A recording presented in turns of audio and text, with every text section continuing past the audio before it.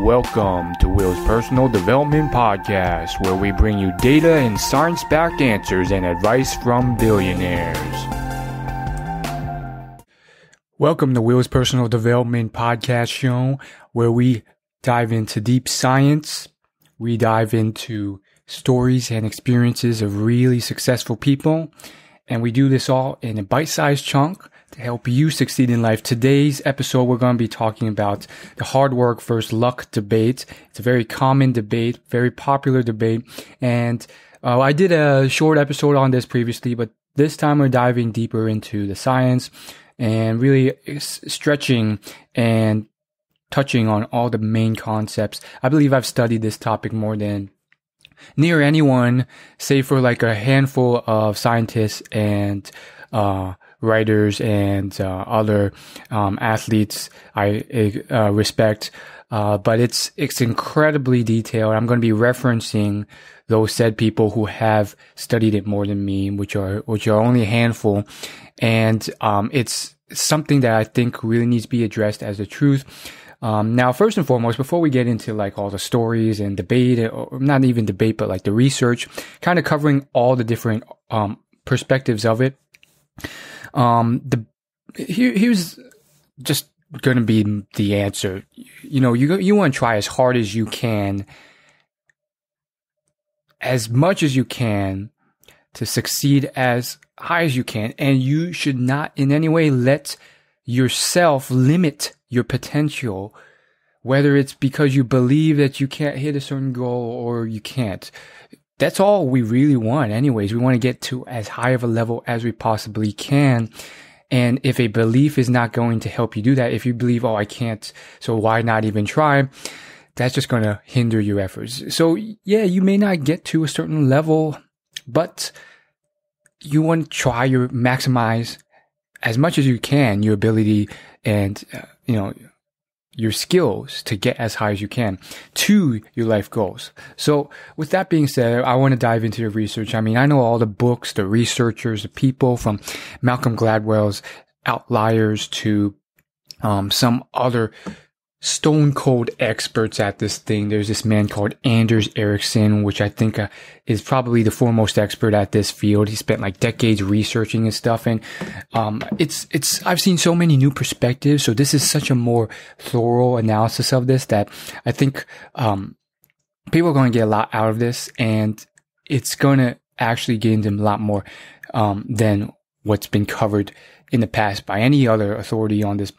So first and foremost, I want to keep this succinct and concise. Nobody wants to listen to like, an hour-long lecture on this. They just want to get to the point. I mean, I've been there. I've been, sat in on a TED Talk and just been like, get to the point. I get it. You got all this research. I don't want to sit through a whole hour to figure out what your big point is. But I want to dive into more details than just like, what to do by giving some more evidence to kind of back it up and touching on other perspectives. So the two main perspectives are, nothing really matters. Like if you have to be just lucky in life, you have to have the right genetics, the talent, and everything has to kind of fit properly. And that's how you succeed. And otherwise you're out of luck. Might as well just, sit back, drink a beer, play some video games, and just live a mediocre life. That's one perspective. That's kind of the luck perspective. And then there's the hard work perspective, which is commonly known as, there's no such thing as luck. You just want to work extremely hard and outwork everyone and work yourself near death. Preferably doing something you're passionate about. But you know what? Even if you're not passionate about, just work as super hard as you can. Outwork other people. Hard work is the answer, the secret. And that's how you succeed. And you can achieve anything you want in life by just working super hard. Now, those are just two of many, perspectives along this spectrum. I wanted to highlight the two most extreme and obvious and popular perspectives first. And obviously those extremes aren't necessarily how everyone kind of sees things. So first off, let's dive into some research. I think Mr. Anders Ericsson is probably the top guy. There's no one who ever comes close if you really dives into the research he's done. He's done this for like 30 years. He's worked with pretty much every possible world-class athlete on pretty much almost every sport and skill through his research studies for like 3 or 4 decades now, from chess players to sprinters to pianists to swimmers, gymnasts.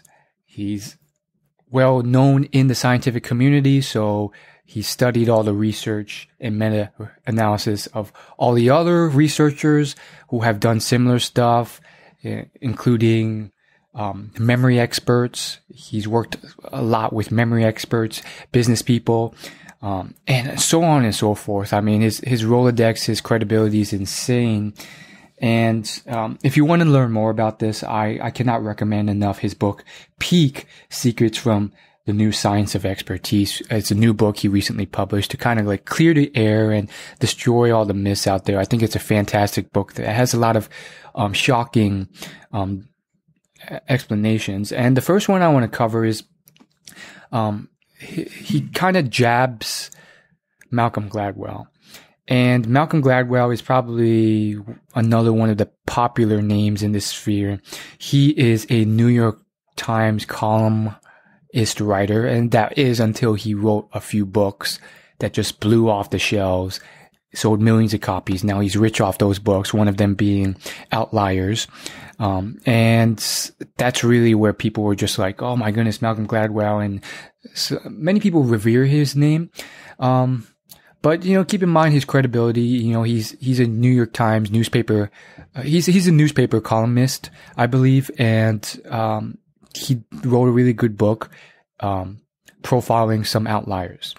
Now, Anders really addresses a lot of the misconceptions that Malcolm Gladwell's book brings out, especially the 10,000 hours rule, which many people are aware of. Even like celebrities have mentioned this rule, from Macklemore mentioning it in a song and bragging about how he hit 10,000 hours, to Ed Sheeran. I was watching an interview of him on Kevin Rose, and Ed Sheeran revealed that he tried out the 10,000 hours rule and it worked. It worked for him in his songwriting skill set to become a wealthy, successful artist. Now, Anders kind of like debunks this and breaks it down in many aspects. And I wouldn't say that Malcolm Gladwell is really responsible for all the myths and misconceptions about this rule. Like, he wrote about it in his book, and some people kind of like drew implications on their own based off what he wrote about. So I wouldn't put the full blame on Malcolm Gladwell. But there are many myths out there. If you don't know what the rule is, it's basically kind of, it's self-explanatory in a way. It's basically saying like the popular assumption is that if you put 10,000 hours into any skill craft, you're guaranteed to succeed. You're going to be rich. You're going to be the number one most successful person in the world at it, or at least you're going to be like the best of the best, and life's going to be good, or at least you're going to be really good at your craft. Makes sense in theory. It's a pure hard work principle. And I think it's inspired a lot of people and got them to get off their butt and stop being lazy and leaning on this, it's all luck, stuff. And I think Malcolm Gladwell's book Outliers is really the pivotal point for everything, because like he also addresses this, the whole outliers thing with Steve Jobs and, Bill Gates, two clear outliers who succeeded in all these ways, mainly getting really rich. And if you look at their life and profile their life in detail, they lucked out in many ways. And then he also profiles hockey players and explains the same thing based on when they were born. But we'll see. I'll break down through my own case studies and experience, as well as Anders' research, how his main thesis, or at least the implications that the readers drew, completely just get eradicated. And I'm not saying, I'm a fan of Malcolm Gladwell, but there have been a lot of myths created by that are just, need to be cleared. So let's start with the whole idea of this whole 10,000 hours rule. First off, Malcolm Gladwell, he did a few AMAs, Ask Me Anythings, on Reddit. And one of the answers he gave to a question, I read this myself on Reddit, was that like he tried to debunk some of the myths created by the 10,000 hour rules himself. He didn't do it. His answer was kind of short, but he did at least try to debunk one of the myths, namely that if you hit 10,000 hours, that the heavens gates will open and you're guaranteed to be like the best in the world, a champion, or just really rich or super successful. He kind of just played it off and said like, yeah, it's just like a general rule of thumb. Do not take it as a like strict number. And so he's kind of like worked on debunking that part of it himself. However, Anders Ericsson really goes into deep detail to debunk this myth. First off, he says like, okay, I'm the researcher who conducted the experiment and study that Malcolm Gladwell cited in his book to begin with. I was the one who did all the research with all the pianists and all that stuff and the violinists. And so he's citing from my work. So I know this better than him. So I'm like, whoa, this guy is actually very credible and believable more than other people. So that he's just getting started, right? So that's the first thing he says in his book, Peak. He's like, yeah. The second thing he says is like 10,000 hours is just a completely random, arbitrary number. That was the amount of hours that I chose based off the like how I wanted the study to go, but it could have been like 20,000, could have been like 5,000. I chose that number because the violinist that I was studying, I chose the set point of 25 years of age. When they hit 25 years of age, that is when they roughly, the good ones, the ones that like really started taking off, they had at least 10,000 hours in. So don't use this as some like random benchmark. Don't say like, oh, if I get 10,000 hours of rap music in and I'm practicing rap all these hours or computer programming, that I'm guaranteed to succeed. And sure, it's like a nice round number. And I think maybe Malcolm Gladwell kind of correlated with like, he definitely did. He correlated with the Beatles, and he said like the Beatles also practiced 10,000 hours. This is where Anders he digs in even deeper. He's like, yeah, you know how Malcolm Gladwell said that the Beatles practiced for 10,000 hours on stage, and that's why they were successful. Well, guess what? There's actually an investigation on this. There's a whole documentary done 2 years ago on this, and turns out it's only like 4,600 hours. So I wouldn't say that like Anders is deliberately trashing Malcolm Gladwell. To the contrary, I think he's just trying to speak the truth and, in the politest way possible, trying to address these issues, with respect to Malcolm Gladwell, but explain the truth to real people so that we can succeed. And so he's saying that, like, yes, it matters that if you deliberately and persistently practice, you will get better and better at a skill, but it doesn't have to be 10,000 hours. That's the first big thing you want to drill into your mind. It could be 7,400 hours. It could be 5,000 hours. It could be 20,000 hours. It really truly depends on your skill set you want to improve. For some skill sets, it's going to take a lot of time. For others, like Steve Falloon, who is the world's best memory expert, he memorizes strings of digits. It took him 200 hours of practice, like nothing. 200 hours of practice to go from nothing to the world's best. And so, it really depends. Steve Falloon was able to do that through, kind of like leveraging all the best principles and ways of practicing that have been cultivated over centuries of, teaching and learning how to memorize digits. So he explains that in more detail in the rest of the book. So I know people's ears are going to perk up. They're going to be like, oh my goodness, he did that in 200 hours. Maybe I can do the same thing. Like, is there some secret magic pill? Like, no, there really isn't. I read the book. It's like, it's not really a magic pill. Like, but back to the main point. I think Steve, I want to touch a little bit more on Steve so you guys don't get the wrong idea. Steve is a rare case situation. So don't get your hopes up too much on that being the case. But back to the main point, the number itself does not have to be 10,000 hours. And for certain skill sets, such as being a piano player or a business person,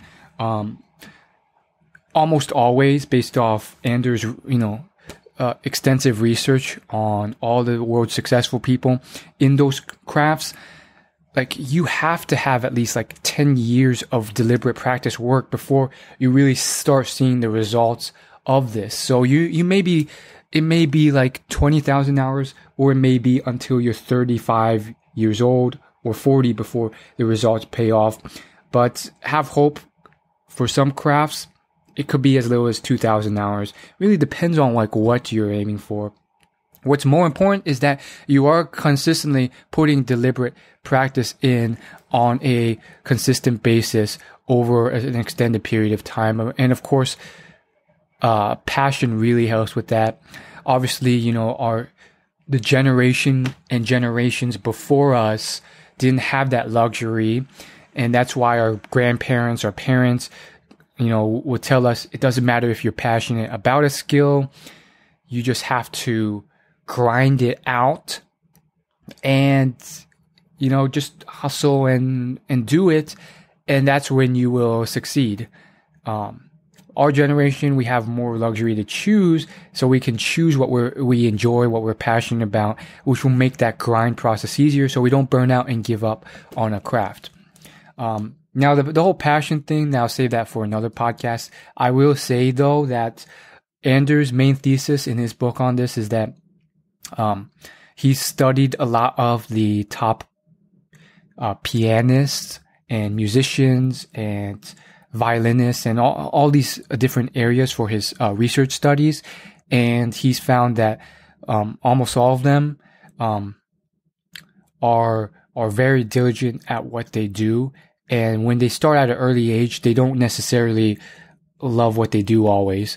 He says that, now when I really went to investigate this, like the only one where he really could point to a specific correlated study where he actually had asked the children a question about passion was a small research survey of, the nation's best, spellers. These are people who spell words for spelling bees. They get a word and then they have to spell it correctly. He did a survey on the top 100 or so of these spelling bee participants. And he found that like almost all of them really did not like the whole thing. Like, they did it because they wanted to win. They really hated practicing, but they practiced a lot deliberately every day anyways. So his whole thesis based off that spelling bee research study mainly is that like, passion is not as not important. However, I would like to offer like, other information to kind of like disprove this. And that's for another, podcast. But the main thesis that I want to pose is that like, ideally you want to find something you enjoy, but if you're stuck with something you don't like or partially like, you can get pretty far regardless if you can somehow find the willpower to consistently and deliberately practice over a sustained period of time. And that's really hard to do. I competed up to the state level in solo and duet piano, and it was very cutthroat, and many people dropped out over the years. And I wanted to as well. A lot of others did and almost did. And it's because we didn't like doing it. We didn't like practicing for so long. It was a chore. It wasn't fun. And you really have to have some greater purpose at the really least. Whether it's to win awards, prove something, show the world, to become a champion. Otherwise, like your focus, just dries up. So I wouldn't say that. I would say passion definitely helps, but on top of passion, like a greater purpose, and you can learn to kind of love what you, do to a certain extent, but not, I just find Andrew's whole point about how you don't need passion at all, just, not completely convincing. Now back to the 10,000 hours rule. The second big thing that Anders really asserts about this whole 10,000 hours thing is that it's really not as clear and definitive as you might think. There's a difference between just practicing and what he calls deliberate practice. Now, what deliberate practice is, it has a whole series of specific elements to it, some of which you can draw through common sense through the name itself. But if you just kind of mindlessly practice, you're not going to progress nearly as efficiently as you can if you deliberately practice. If you're just going through the motions, you're not getting anywhere. And I think that's such a critical point.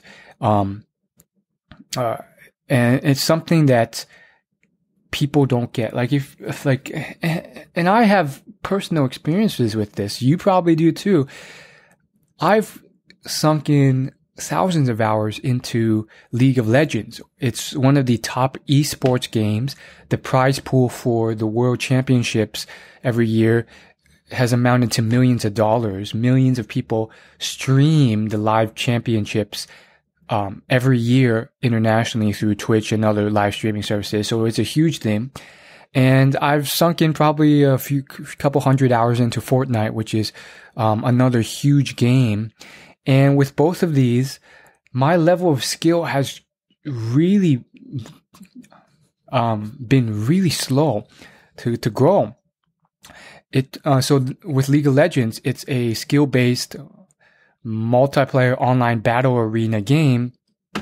Fortnite is a shooter game, a building/shooter game. And with League, there's an ELO ranking system that ranks you based off your wins and losses each time you play against real people. And I got to the level of gold and it took me thousands of hours. Whereas I met quite a few people, classmates, who had got to that level within a couple hundred hours, sometimes even less. And, it's obvious why. Like, I just played for fun. Like, I wasn't really I found it a chore to assess and analyze and work on and really figure out what I was doing wrong. So I'd play different champions, and champions are different characters you can play in the game, and just play for fun because that was my time to relax. Whereas, with these other people, they really assessed, they took apart, they figured out what they did wrong, they improved upon that, they kept practicing the areas they were weak at, whether it was map control, CSing, attacking a foe and kiting them and so forth. They deliberately practiced. And it was only until I got more serious and I got a coach, a paid coach who was experienced in his own way. I got a coach that was challenger, which is the highest tier you can be at the game. And, he pointed out stuff I wasn't even aware of. These are all things that, Anders recommends to get better at deliberate practice. That's really when I started to succeed. And then I eventually got to platinum, but it was still very slow. And so just going through the motions and quote unquote practicing is not enough. You have to practice in the right ways. And that's one of his main theses throughout this book that I really recommend. Again, the book's called Peak Secrets from the New Science of Expertise. I'm not sponsored to recommend it. I just think it's an incredible book. Highly recommended. I'll even leave an affiliate link if you want to go straight to the Amazon page for the book, willyoulaugh.com/peak. Now, the next problem he has with Malcolm Gladwell's 10,000 hour rule is that it's a promise.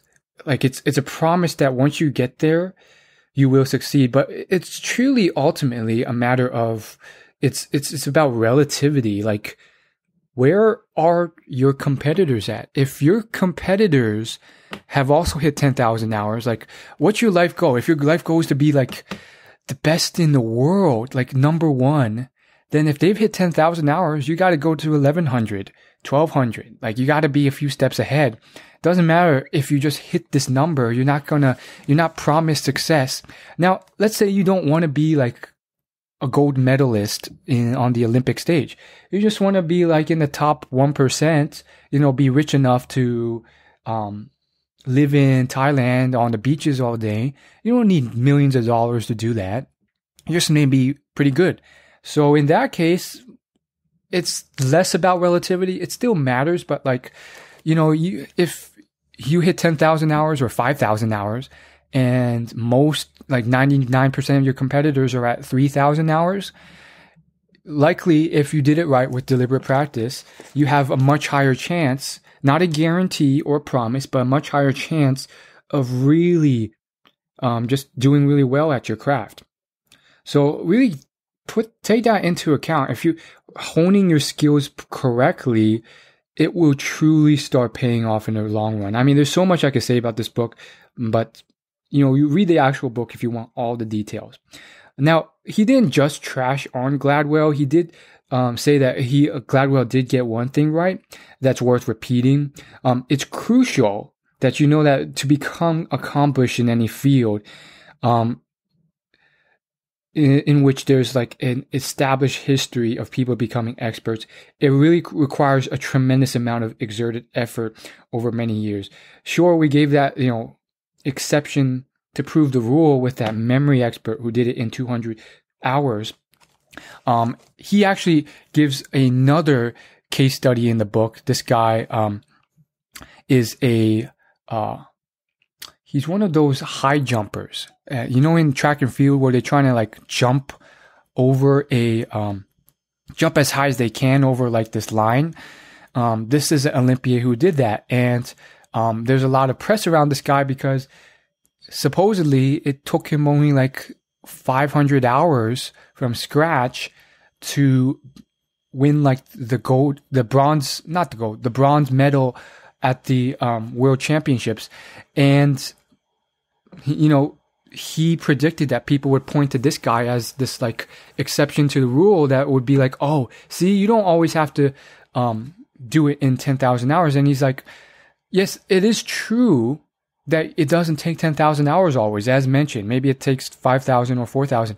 But let's really examine the true history of this guy. And what you find is that, he only like studied in this with like world-class coaches and really got into this sport for like 500 hours or less. But before that, he had spent like his entire life practicing deliberately and getting to a college level of athletic competition at basketball. So guess what? Basketball has a lot of the same principles and concepts that are necessary to practice jumping high. So Anders Ericsson's whole exertion is that it wasn't technically all just 500 hours. You have to add in the basketball practice. But it does bring up a good point he recommends, which is that,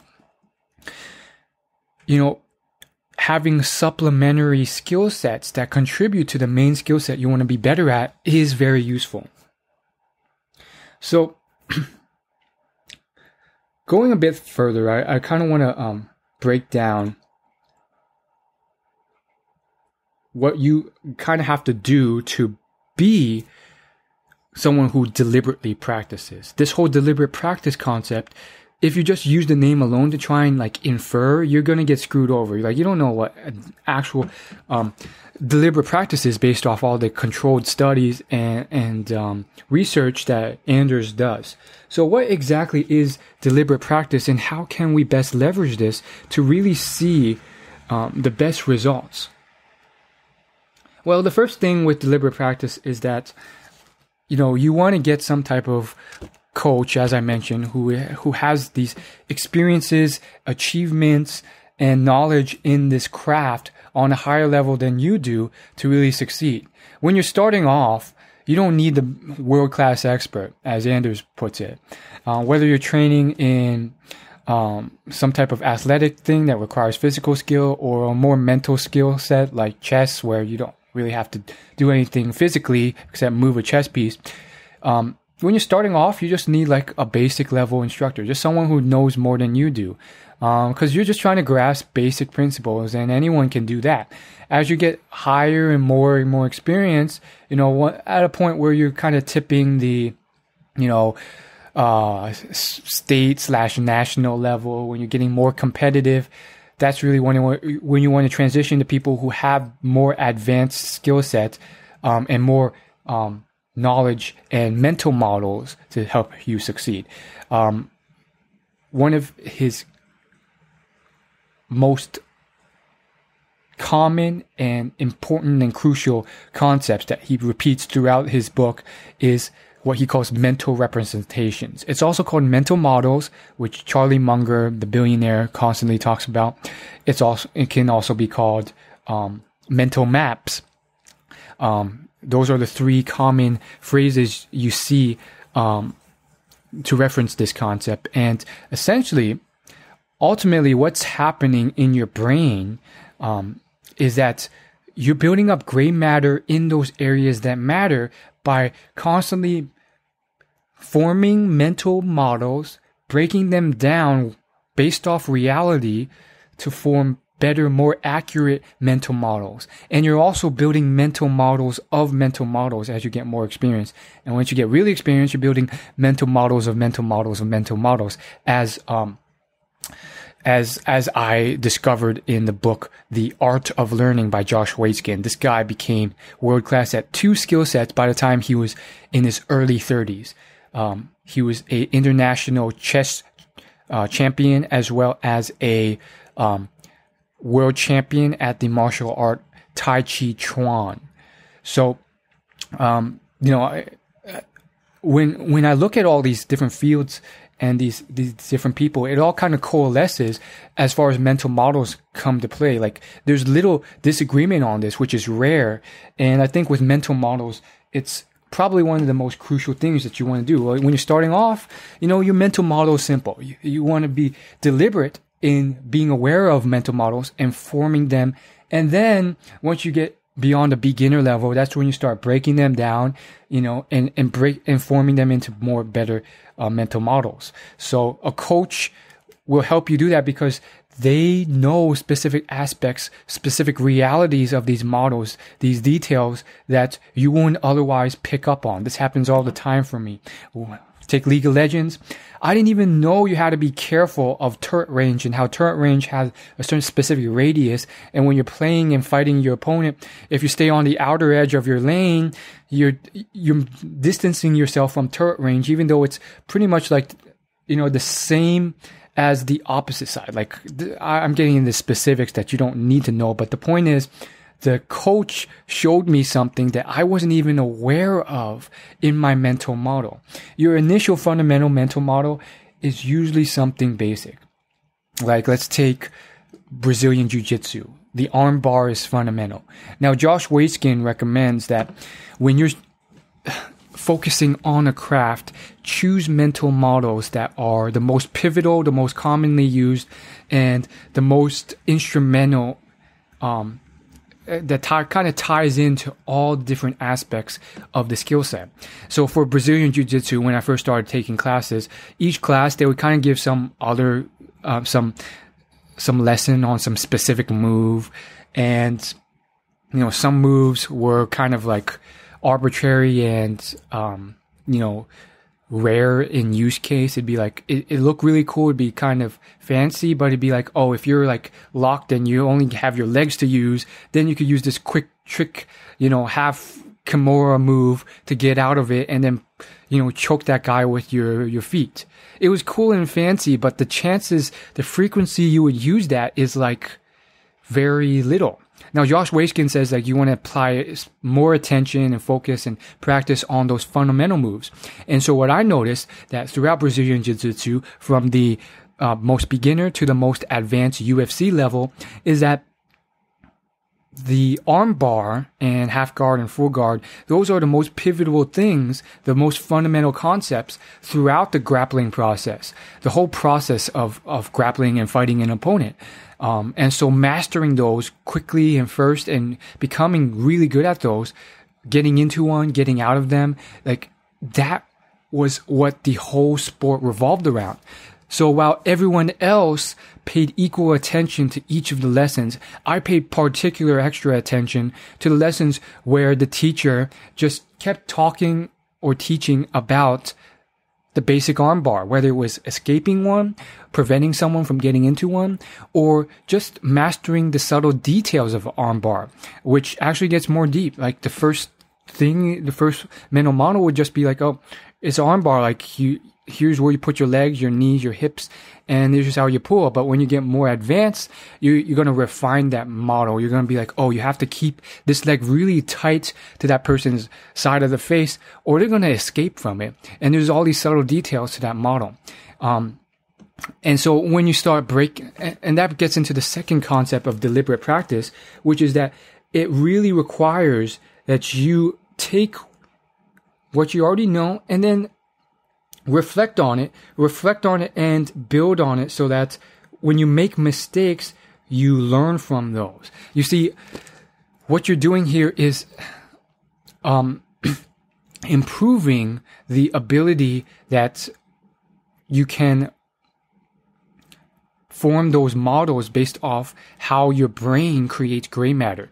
Now, we're physically limited by the speed and rate that your brain muscles get larger and that gray matter forms around the region of the brain that your skill set or sport is being developed in. But for the most part, a lot of people talk about how they want to learn faster. They want to be able to learn quicker, which ultimately means that they can, get to their level of skill faster in less time. Well, you can do that. And you are limited by the rate that the gray matter can grow at and the neurons can start building at. And that's necessary, and it requires constant repetition to build that over time, to build that muscle in your brain. However, despite that, most people are not limited by the rate at which the gray matter builds in their brain because they don't have the specific practices of deliberate practice down. So they're practicing in a really willy-nilly way. So, how do you exactly take those mistakes that you learn and practice them? Well, we already mentioned the first. A coach, a teacher can really help you get familiar with how an expert, develops these skills, trains for them, iron out and identifies weaknesses and gets better. The second thing is you have to constantly push outside of your comfort zone. You have to constantly try out things just beyond your ability of and skill level. Not so much so that like it's completely out of your skill set, but if you just constantly stay in your comfort zone, you're not going to succeed. Anders Ericsson calls this your near maximal effort.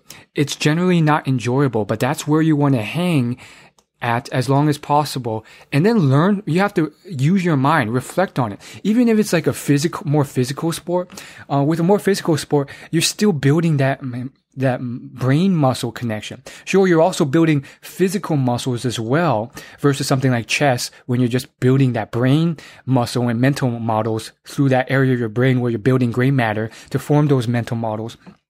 However, you're still building that mental muscle. And to do that, you have to reflect on those mistakes you made when you stretch and stay in your near maximal effort area, your place of discomfort, and you make those mistakes. Because then you can reflect on them. Why did that go wrong? Why did I die here? And you can really apply this to almost any field of skill that is. Let's take Fortnite. You're shooting someone, you die. You don't even know where the shot came from. All you see are splotches of red on your screen. Where did they come from? What could I have done differently to not die in that situation? Oh, I could have built around me. I could have built upwards and immediately blocked the shots, looked around and spotted where they're shooting from, or at the least prevented my instant death. Let's take a more physical sport like Olympic weightlifting, something I've been getting into a bit lately. You got that physical aspect where you have to build the muscle, and the aerobic capacity to be able to do certain lifts, the athletic ability. So that's going to just require, the hypertrophic muscular routine or strength-based muscular routine. Maybe it's 4 sets of 8 rowing and, trap shrugs and all these, exercises to build your physical muscles to have the strength to do that. But also your coach is going to point out form and technique. And this is all about mental models and representations. Even when it's an athletic endeavor, you're going to learn. At first, it's just going to be like, just bring the bar up from your knees to your neck. And you're going to have to swing the elbows up front quickly to do so. But as you get more advanced, the coach is going to point out more stuff. You're going to notice more stuff you're doing wrong, if you are analyzing and pushing that discomfort properly, such as, when you start at the bottom, your knuckles have to face down. You have to keep your whole torso straight the whole way through. Keep the bar as close to your body. It should almost be brushing your body. When you snap and you catch it, it also be in one instant movement. It's not a fluid motion. It's a quick snap. You have to keep all these things in mind. And then you might notice, when I do it for some reason with my body, I always kind of lean on my right side, which is not how you should do it. I have to put extra emphasis on leaning to my left side so it balances out. Stuff like that, It gets more complicated as you do it. And then with chess, for example, Josh Waitzkin starts building, same thing with jiu-jitsu. Jiu-jitsu and chess on a mental level are actually kind of similar in that there's a lot of counters to the counters, and you're trying to bait out a move by countering it or using a counter to bait it out. So for example, with chess, you have a move that is intended to take something, but then they'll have a counter to that move, and then you have to counter that move with a counter, and then it just keeps building, and you build more mental representations and chunks to break, to group those and break those up. And so chunking those models into one and making it pretty much getting it to a point where it's unconscious. The more basic level fundamental models is really where you really start seeing progress being made, because when you get to a higher level, you may be wondering, like, how do you keep track of all this stuff in your brain? It's like you have to think through so much, right? Well, it's like, no, the better you get, the more times you do it, the more basic mental models, those representations become unconscious. So they just kind of happen without you even having to think about that. When I started playing piano at first, I had to learn where each key was on the piano, where A was, where C was, and I needed to learn how to translate the music writing, the sheet music into actual, where those keys were on the piano. But as I got better, it became more intuitive. I would see the sheet music, and I just immediately know where to press it without even having to think. So it does get easier. Now, okay, so we've mentioned two important concepts of deliberate practice. One is a coach or teacher. The second would be near maximum effort zone. The third is preferably has to have a well-defined specific set of goals, often involving improving some aspect of the target performance, and it can't be aimed at some vague overall improvement. So if you don't have a very specific set of goals, or a plan to get there, you're going to kind of set yourself up for failure. of course, a teacher can help by developing a plan or set of small changes that can add to a larger set of changes. And so keep that in mind. Improving some target performance allows a performer to see his performance having been improved. So I'm actually a blogger, if you guys don't know. My blog's willyoulaugh.com. It's a counterpart to this podcast. And because of that, I have to improve my skill of writing. Now, a bad goal would be just what was mentioned as a vague overall goal, such as, I want to get better at writing. It's too vague. It can't be measured. It's not definitive. It's not specific or small enough. So a more well-defined specific goal when it comes to writing is that I want to be better at writing a introduction that immediately grabs the reader's attention. That's a very specific goal that can be better measured.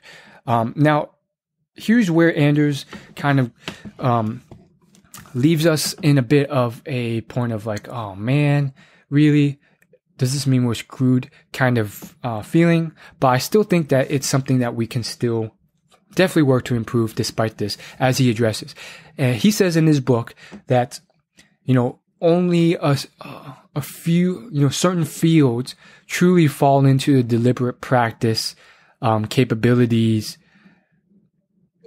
And those are skill sets where there's been, very defined, objective, specific, measurable progress, and specific, objective, measurable goals and scores you can give to differentiate people who succeed and fail, and decades, if not centuries, of people teaching and training on this to develop a certain specific regimen of training protocol to succeed. And so unfortunately, he says that a lot of skills like painting or art or being a manager fall outside of deliberate practice, which is unfortunate. He says like specific skills like piano or gymnastics fall perfectly into the deliberate practice zone. So, unfortunately with those other skills, like it's kind of up in the air because you don't have specific goals. Now he doesn't say all is lost. So you can still use the deliberate practice principles as best you can to succeed, but the results will not be as exponential as if you chose a craft in this zone. I still say that's plenty. If you really enjoy painting more than you do something as rigid as chess or weightlifting, then by all means, still use these principles and you'll see more explosive results. So as you can see already, before I continue on to the next criteria for deliberate practice, there are certain specific tactics that most people aren't aware of, that they aren't taking, that can help you succeed more in life through hard work, rather than just relying on luck alone. So keep that in mind. Now, the next principle of deliberate practice is it has to be deliberate. And what he means by this, it has to be, you have to have complete, focused, full attention. You can't be like playing Candy Crush on your phone while doing this or daydreaming. It has to be very conscious. Your actions, everything has to be in line with the goal.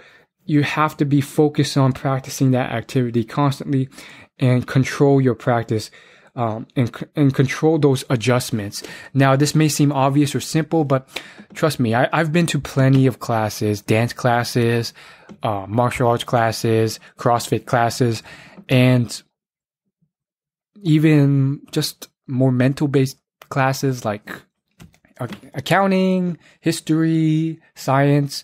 And what I see there is most of the people there, although some of them have clearly come there because they enjoyed the class, they enjoyed the sport, and they're not there because their parents made them sign up for this course, you can tell that their minds, their focus, their attention is not completely there. They're not present enough. And that's because, they start daydreaming. They get bored a bit when teacher starts to drone. They get off track, they get bored. And I think it's about lack of awareness. They don't know how important it is to stay fully attentive.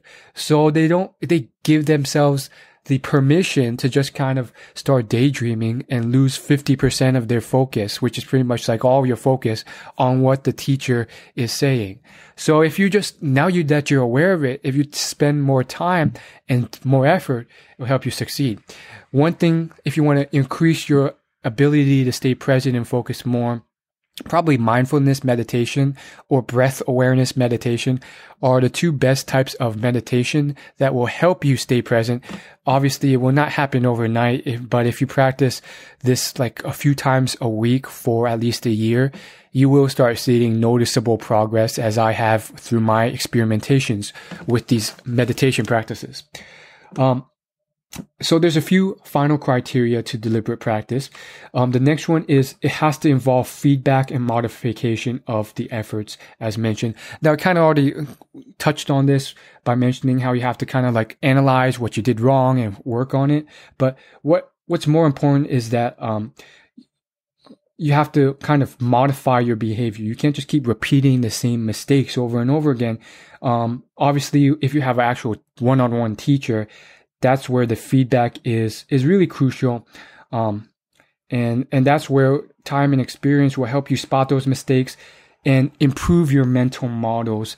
Of course, don't completely rely on a teacher. Anders recommends that it's really important that you slowly start being able to self-identify your own mistakes, because that shows that your mental models are improving and that you're developing the capability of progressing faster. Because if you're not working on and showing improvement in being able to self-monitor and identify your mistakes, that shows, you're not maximizing your potential for the increased rate of growth. Now, with self-focused monitoring, it doesn't always have to be from your own ability. A teacher is incredibly important. So a good portion of that feedback should be from a teacher who is pointing out things that you don't even know exist because you never introduced to them. You didn't even know these certain subtle details, those nuances mattered. Now, for those who are on a budget, and it happens, my mom was on a budget. When she grew up, she couldn't study at nights because her parents couldn't afford a candle. Yet she still, with those constraints, was the top student out of thousands of students at her school, which gave her the one chance out of all those students to be able to go to college and come to America. So, despite constraints, you make the best of what you can with them. I found that I don't have the budget for a one-on-one tutor for weightlifting. So there's certain hacks that you can do to kind of, do the best you can. One thing I do is I make extra effort to ask the coach of my CrossFit classes to give me feedback on my form when I'm doing weightlifting or powerlifting movements to improve them. Some of them compete on the regional, state, or national level. So when they're in teaching, I make sure to do so. And here's the thing. Sometimes, not always, but sometimes they're just standing there anyways, or no one's really asking them for advice. And most of the students don't care to ask. So it's sometimes just simply about lack of awareness. They don't know that you can do this or that it matters, so they don't. And now you do, so you can do that too. So, some people, they'll give the excuse, oh, it's a big class and I'm screwed. Well, is that really true? Another big thing I'll do is there's also a weightlifting club at my gym, and sometimes no one attends the class, or only one or two people do. Those are the opportunities to get one-on-one instruction. So keep that in mind, and you will improve faster. Okay, so there's the next principle of deliberate practice is that deliberate practice both produces and depends on effective mental representations. Improving performance goes hand in hand with improving mental models. As one's performance improves, their models become more detailed and effective. Now, I've already touched on this point numerous times, and I do so much because Anders does so much in his book. It's pretty much the key part. I think that with a less physical focused skill set like chess, where the only physical activity is moving a chess piece, that's more apparent. It's more of a mind activity. But with more sports themed activities, people forget this. They think it's all physical, but really, like, the people who are at the top of their game, they're really smart at their craft too. They have these mental models, these strategies that can sometimes get very sophisticated and complex because they've gone to such a world-class level at improving those mental models so that they become more detailed and effective and representative of reality. So they're more realistic. They're not just like theory-based and may or may not work. But they show the right way to do something and allows you to notice when you're doing something wrong and correct it. So really focus on improving the mental representations in your brain. You're not just repeating emotions. Even if it's a sport or seemingly a solely physical focus activity like bodybuilding or something like that, there's a lot going on in your brain. With bodybuilding, for me, I watch a lot of scientific videos and podcasts by Jeff Nippard, by Arnold Schwarzenegger, by Michael Israetel, Brett Contreras, all these people to really define the mental model about science of nutrition, sleep, mind-muscle connection, so that I'm not just doing the rep, I'm doing the rep in the most efficient, time efficient, the most hypertrophic and successful way I can. And those mental representations make all the difference and help you succeed faster. The final criteria for deliberate practice is that you're nearly always involving building or modifying previously acquired skills by focusing on particular aspects of those skills and working to improve them. So similar to how you're kind of building a ever-growing pyramid and kind of adding layers and layers on top, or maybe a skyscraper may be another example that you might understand better. But, as Josh Waitzkin says, you're chunking these mental models. And once you really master one, you don't want to go too quickly. Wait until you master one level, one layer. I think a huge mistake beginners make is that they're too impatient and they let their ego get in the way. And they're like, oh, I'm not going to mess up. So they don't even really begin and practice and make those mistakes to form the strong mental model. Or they do, but they're too impatient and they give up too quickly and they're like, it's not fast enough. And they get a really loose idea of what a Kimura chokehold is in Brazilian Jiu-Jitsu, or a certain type of, chess opening move. And before they've mastered or really fully understood the move, they're on to like a more advanced concept of that move. And then when you build your castle on a pillar of sand, the sand's going to crumble. So really build that foundation, truly understand, and step by step, you're going to improve and build off of these and iterate until you build on top of those existing skills with the help of coaches, of course.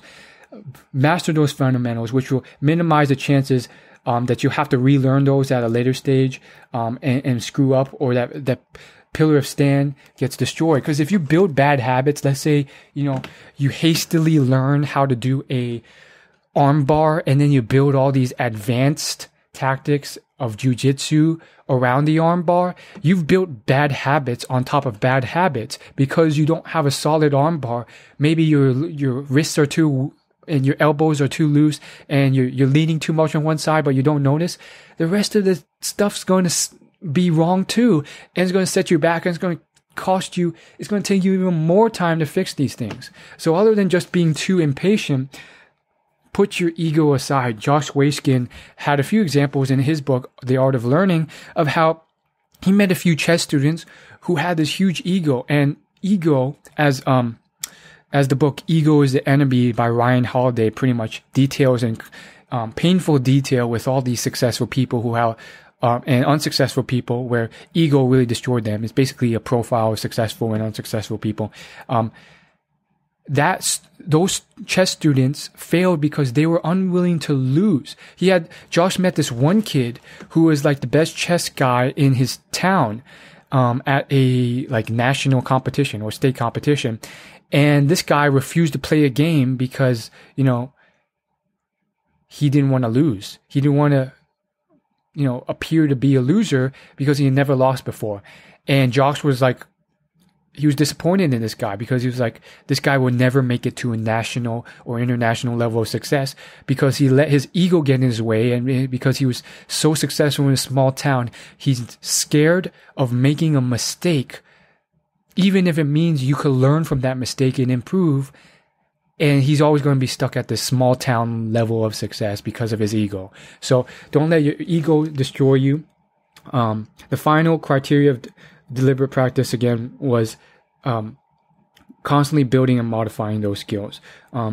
Because of the way new skills are built on top of existing skills, coaches are important because they correct those fundamental errors you make, and minimize the chances that you're going to have to relearn all this stuff later. So if you're impatient or you let ego get in the way, you're probably going to take longer, not shorter, to get to a level of high success. So to recap all the criteria of deliberate practice, the first one is you have to practice skills that other people have already figured out how to do and for which effective training techniques have been established.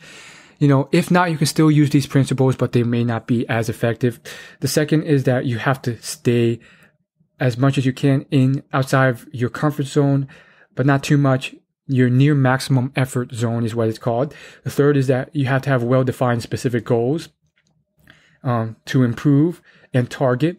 The fourth is that it has to be deliberate practice. You have to have your full attention and conscious actions to improve. The next is that it has to have feedback and modifications of your efforts in response to that feedback to constantly improve and get better. The next one is that you have to produce and continue to actively build and improve your mental representations in your head and correct them and create more detailed, accurate, and effective, realistic forms of these mental models. And finally, it has to be something that is always building and being modified off previously acquired skills or mental models. You have to keep iterating. So that's what I gotta say about deliberate practice. So now that I've mentioned all this, we clearly have shown you that with hard work, you can clearly and rapidly get to a high level of success faster than other people can. So there clearly is a case for hard work. I hope that at least is established.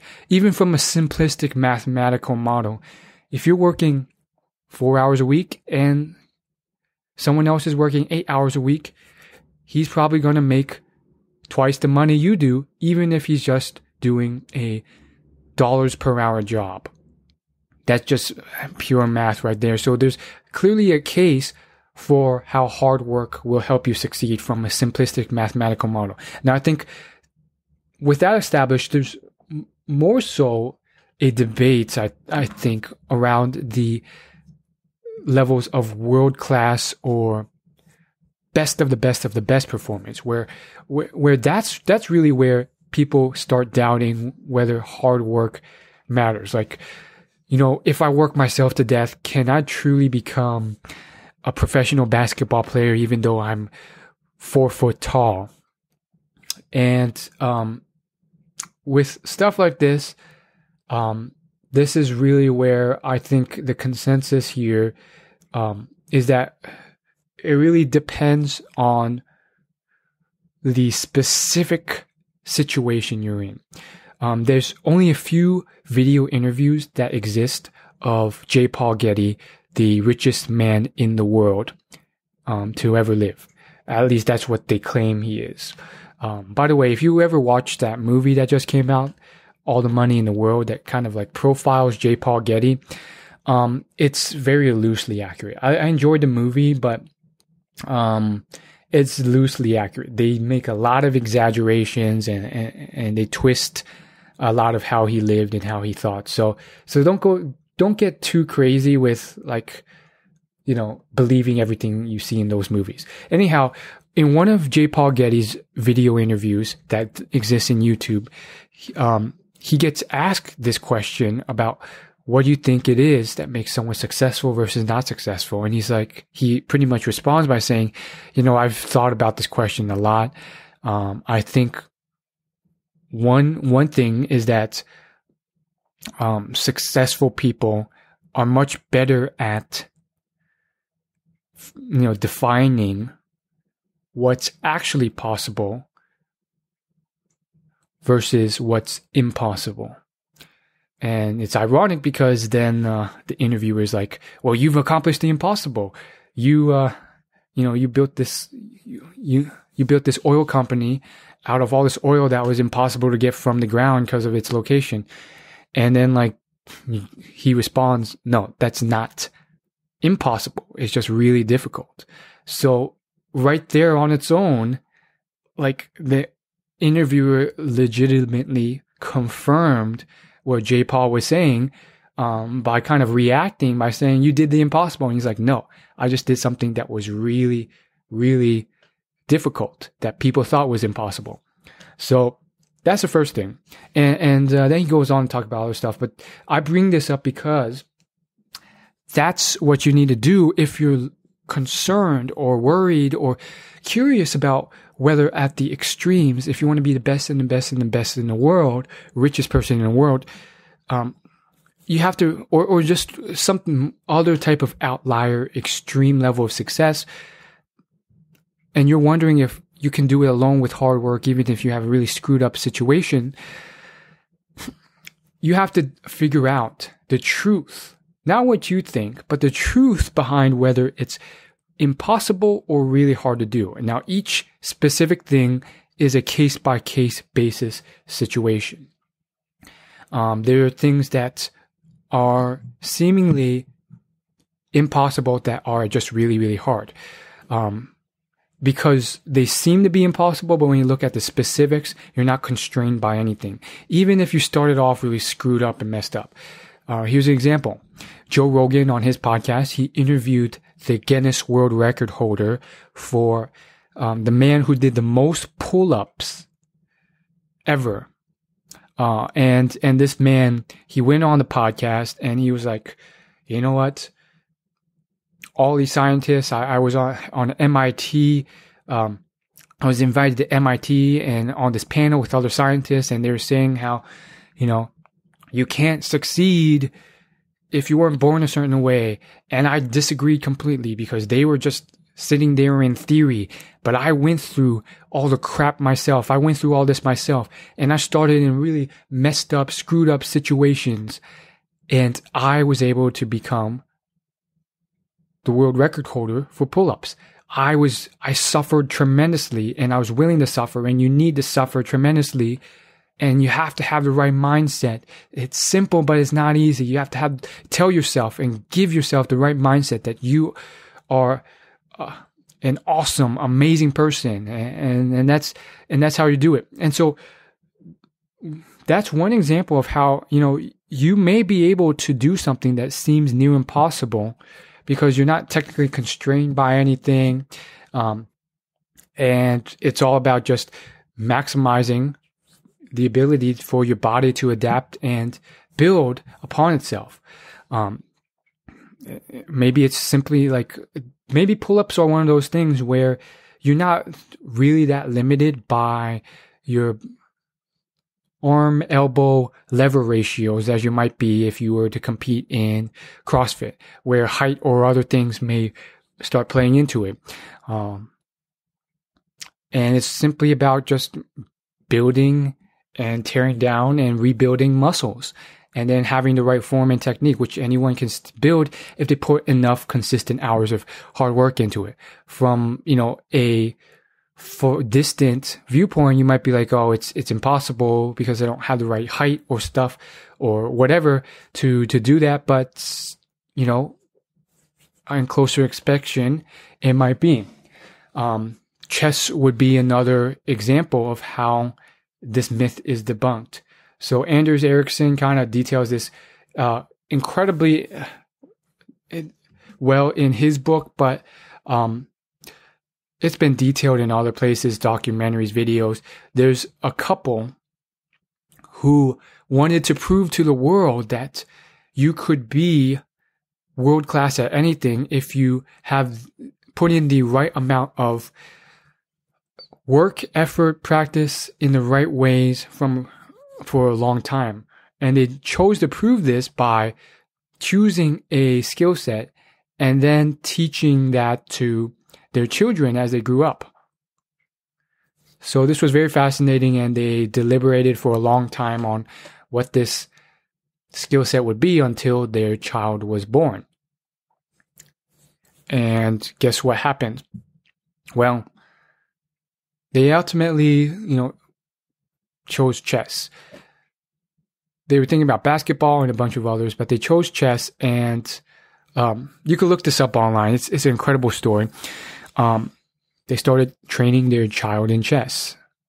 And guess what? This child became a massively successful chess player, started breaking all sorts of records, being like the first woman to compete and win at national, international chess tournaments, first woman, youngest woman to, hit grandmaster level, and so forth and so forth. Then they had a second child. That child, another girl, started beating the first child and all these things. And then the third child did the best out of all three of them and is still recognized as one of the top 20 chess players of all time. So clearly they had some consistent formula that worked. Now, I bring that up because certain areas that you think are impossible are just really tough to do, but possible. Now, there are other areas, other outliers, as Malcolm Gladwell explains, and others where, sure enough, there is luck involved. There's definitely, clearly luck involved. And if you want to become one of those outliers where we're talking the best and the best and the best and the best in the world, number one at this, unfortunately, there's stuff out of your control and you probably can't do it. So, as mentioned, Gladwell brings up Bill Gates and Steve Jobs. Both of these people had all these things aligned. Warren Buffett's another example. Bill, he had access to one of the first computers in the entire country, and he accumulated massive amounts of time on these computers before anyone even had access to them. And he loved programming. And so those things align. Even if people had access to them, they may not have been as interested in this stuff.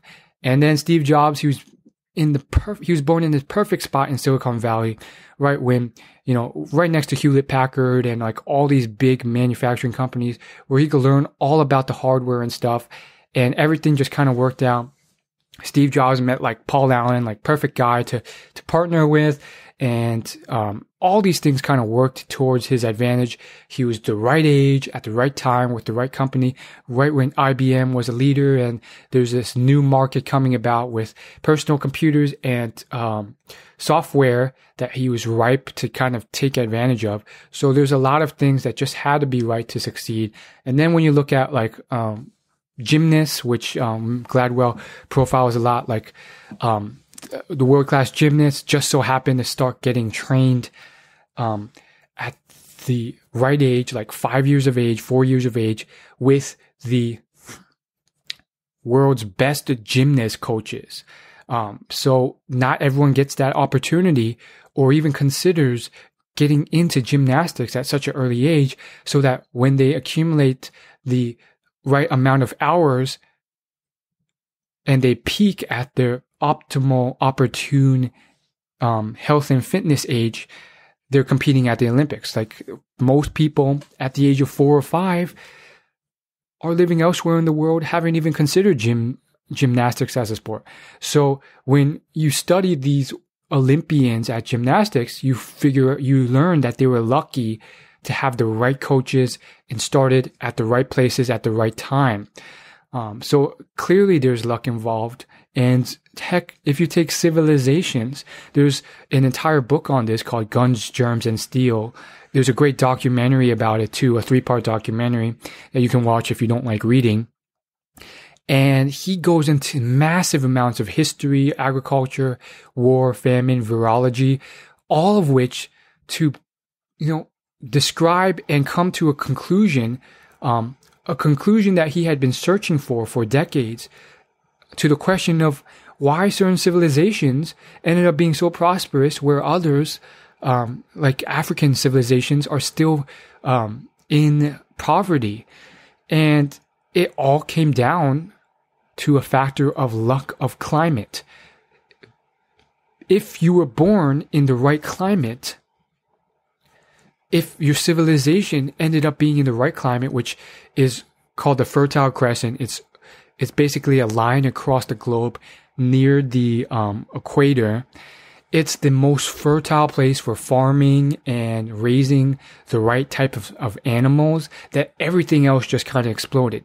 You became the most immune to diseases because this climate was the best for raising all sorts of different cattle and herds of animals that expose you to a lot of diseases and built your immunity. It also, which helped with warfare, it also gave them the most free time to start researching and developing other stuff like weapons, armor, guns, because it was so fertile that they didn't have to work nearly as hard to feed themselves, and it helped them build systems to feed themselves quicker and faster, which gave them more free time to do other stuff because it was so fertile and all this other stuff. But his main point was that at its core, it wasn't because we were smarter or more gifted or anything than other civilizations. It was simply down to, at its core, luck. Being born in the most fertile, opportune climate where it was the best place to, raise crop and feed the civilization. So luck clearly plays a role in society. It's just true. Like being born in the US of A just helps you succeed a lot more because you have these opportunities, this chance to become an entrepreneur or to make a lot of money or to pursue your dreams, to become an actor, whatever you want, versus, a communist country, where maybe it's Russia, maybe it's, the old China or North Korea, where you're just limited by definition of the government. You have no choice. You're just going to be a worker, whether you like it or not. So definitely luck plays a role. But as you can see, within that, luck plays less of a role when your goal isn't to become like the best of the best of the best, like a champion or some extreme outlier. If your goal is to become the richest person in the entire world or the richest person to ever exist, that's something that has a lot of luck to be played in it. There's almost 200 books written by billionaires. I wrote a whole list of them. If you search books by billionaires, I have the most extensive list on Google by far. And that's just through my research. Like the next list that comes closest only has like 20 books on it. And I've read through quite a few of them. And like it or not, most of them are straight up based on like a lot of their success, not all of it. Like they've done a lot of things that were in their control, but to become the richest person to ever exist, there's a good portion of luck in play as well. So outside of Gladwell's examples of these rich tech entrepreneurs, let's take either Warren Buffett or some of these lesser known billionaires that I've researched. Let's take Phil Knight of Nike. We can take S. Truett Cathy of Chick-fil-A, Sam Walton of Walmart. You can talk J. Paul Getty, or we can talk Michael Bloomberg, Richard Branson, all these individuals. They worked really hard, and I think a lot of these things we can learn from, and it's in our control. There's a lot of things they teach that we can do ourselves. However, there's certain things that just luck played a role in. And I'm not saying it's easy. Like Phil Knight, all these people, they went through a lot of struggles, bankruptcy, uncertainty, if their idea would take off, a lot of issues. But it's not easy, but there's certain things that just happen to favor them along their journey too. For example, with Phil Knight and Nike, he didn't know if his shoe company would take off. He took a huge risk partnering with a Japanese company to make these unique shoes when they just got off like World War II and there's a lot of racism against Japan. And no one wanted to go near Japan.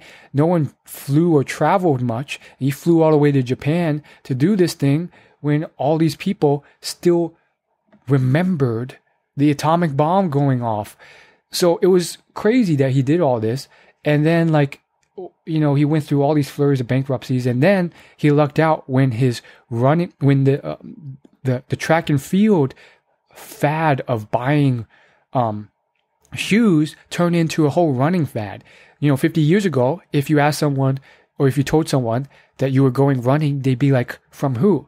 Because, physical exercise wasn't really a thing then. They didn't know that exercising physically by running or jogging was useful to your health or your fitness.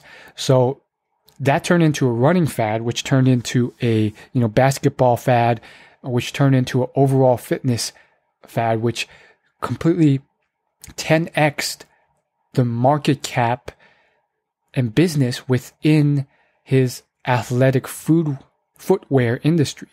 So that enormous success, also him choosing Michael Jordan to partner with, all tremendously catapulted his brand, and he really lucked out. Like, he admits there was a lot of luck involved for that to balloon out. He didn't even know it would happen.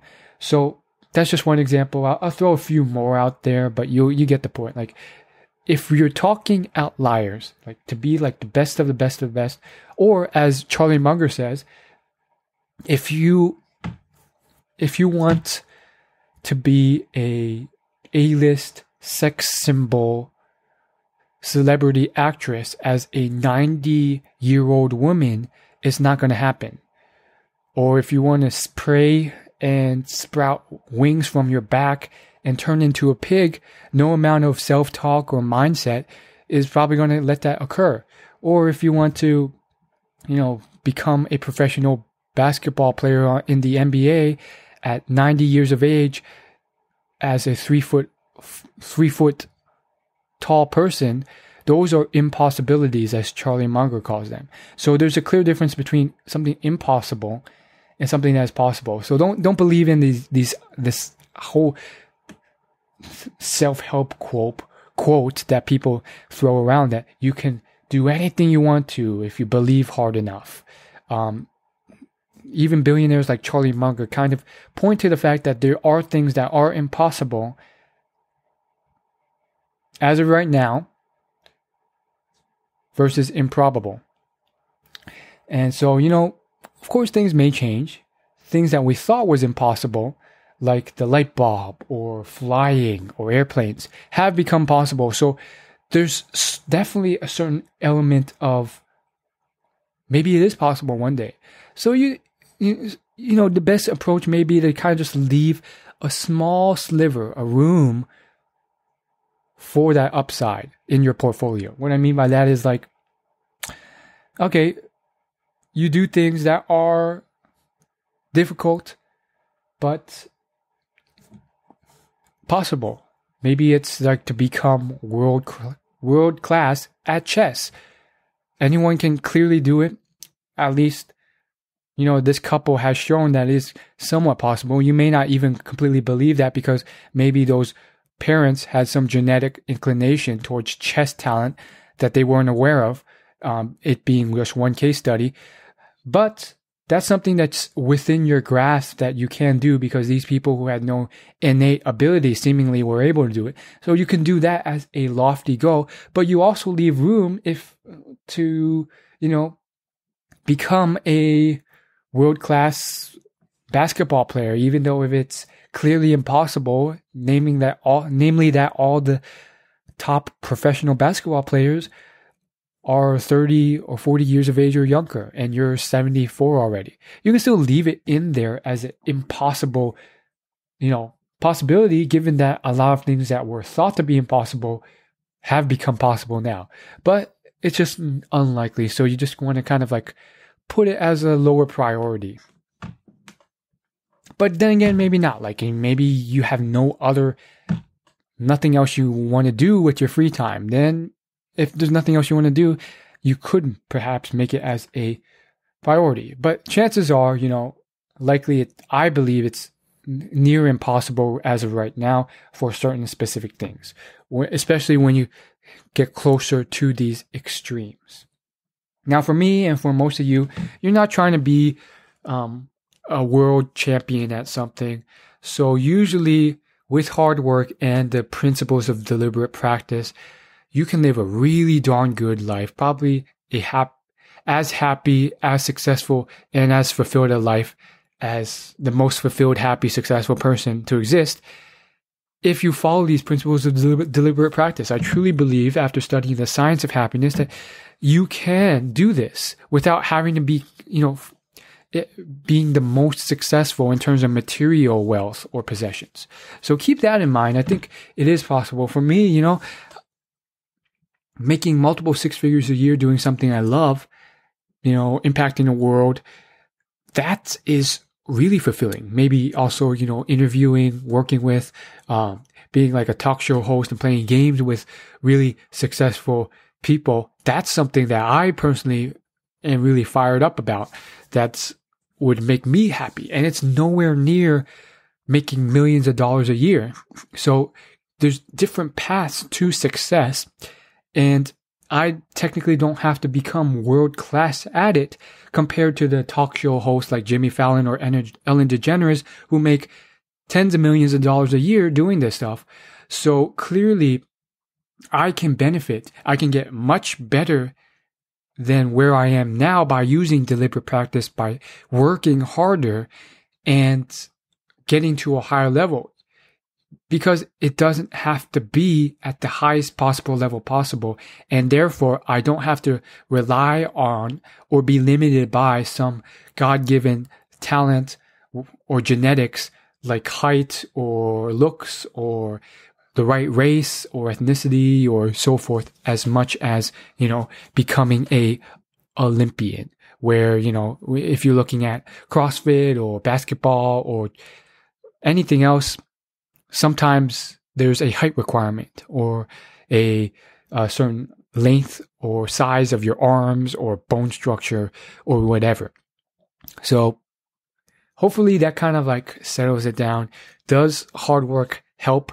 Clearly, putting in more hard work, especially in the right ways, can increase and exponentiate your progress. But it does not have to be this way, especially if you're not looking for something world class. You don't have to rely on luck. Does luck play a role? Yes, but as you get farther and farther away from a goal of being the best in the world, luck matters less and less. And on top of that, yes, it clearly plays a role in all of our lives, but we've got to make the best of our situation. Anyways, that's just the reality of it. Make the very best of what you have to offer, and you'll be surprised. If you read all these stories of successful people, a lot of them have started out in really tough situations. Hillbilly Elegy is a great book to kind of like show you, like, this guy started out with like really abusive, messed up parents and a horrible situation. Everyone was dumb and horrible to him, and he ended up getting out of that and becoming a Yale lawyer. Now, some people like Gary Vaynerchuk will say like, anyone can find someone in a worse situation than they are, or the same situation that they started at and have succeeded. And I wouldn't say that's exactly true. The Rock was recently in a Forbes interview and he was like, no one had the blueprint I did before I got there. No one was a black Samoan wrestler who wanted to become successful in acting. I had to figure out my own path, and I wasn't sure if I would succeed. So maybe you can't find an exact person who has kind of done this before you and succeeded. You know, I'm an Asian American, second generation. My parents were immigrants. And, you know, I clearly have specific goals, and those, you can't really say that anyone specifically followed my path, had my struggles of racism and issues in dating and other areas and those obstacles, and succeeded being the skinny, nerdy guy. But there are people who have elements of where I started before, and you can take those elements and learn from them and realize that they will help you succeed. If you study these people, it'll give you hope, which will help you succeed. Otherwise, you're going to doubt yourself. If you can see that, hey, that guy started down there, worse than I did, and got up there, higher than I want to, it can help you really take off, rather than just discourage you from even trying. There's so many great stories about this. So really do your research. I've been really learning a lot recently from Black people. They've written a lot of great books on where they started and where they went to. I recently read the book Jump by Steve Harvey. I mean, this guy was crazy, homeless. He was living out of his car. He had children to support. He was flying around the country. Then, even when he succeeded, his accountant didn't pay his taxes. So he was tens of millions of dollars in debt. He had to pay all that back. And he did. And I've really learned a lot from his story. Like, this guy really started in a really tough situation. And he really used a sense of humor to get him through those tough times when he woke up in the car that he was sleeping in, and it was like destroyed one day. Like, he came back to it and pretty much was submerged in this sea area that he had parked the car in. He laughed it off because he had to make it funny. And I learned a lot, because my natural set point, my natural state is to take things very seriously. I would have got really upset. I would have got frustrated. I would have been like, man, life's out to get me. I don't have girls. I'm already this old. I'm homeless. I'm trying to make a living as a comedian, which I enjoy, but I can barely make ends meet. All I have is this car which I sleep in. And now I've lost that. And now I don't have a car, and I paid for this car, and it's been submerged in water. Now I have to pay for a tow truck to get it out. I got very serious, angry, and upset. But I learned certain principles from him. He took it very well. He laughed it off. He made a joke from it. And that resilience helped him persevere and helped him succeed until now. Now he's reportedly worth, tens of millions of dollars, and he has his own talk show. Go figure. So incredible stories can be learned from a bunch of people, whether it's Oprah with her book, What I Know for Sure, or Wake Up Happy, Michael Strahan's book, another great book, or Russell Simmons' book. This guy was, a drug addict, doing cold, hard drugs, cocaine and all this stuff, and really found true success and even greater success and happiness, monetary and internal, through meditation. A lot you can learn from these people, and more so certain things that can help you improve your life and think positively and stay in a realm and environment of positivity when you are going through all these struggles. That's how I do it when I have tons of dark struggles and stuff I have to go through. And because otherwise, you around negative people, it's just the worst thing. It really takes me down. So when it comes back to hard work versus luck, sure, luck could be really against you, but you have so much more potential, more than you even think, to change your mindset and perspective and achieve more than you ever thought possible if you maximize, think properly, and really apply these principles I've mentioned to your hard work and work harder to achieve success. that's it. I can go into so much more detail in this book that I have in my hands by Anders Ericsson of Peak. The book is literally stock full of different case studies, different research studies, more than I have time to mention here. I really recommend it. I'll create a short link of to this book on Amazon. It's an affiliate link. If you want to buy the book, I'll get a commission at no extra cost to you if you buy through my link. It's just an Amazon link, willyoulaugh.com/peak. But really, there's so many studies in this book. There's a 2012 study he cites in here about tennis players, correlating their success with their rankings, and realizing that there's no correlation based off this research through innate talent. There's another study he quotes in here about how they went to these extreme memory experts, taxi drivers in Britain. They have to memorize insane amounts of information to become taxi drivers in Britain. They literally have to know thousands of street names and pathways and routes to get to a location. And they have to take this monstrous memorization test to become a taxi driver. And they did all these brain mammograph and all these brain tests on these taxi drivers, and they found that the memory region of their long-term memory of these taxi drivers' brains are incredibly massive and so much larger than the average person because of the gray matter and muscle mass they've accumulated in that brain area from consistent and deliberate practice of memorizing these routes year over year. So you learn so much about how the brain works and the importance of memorization.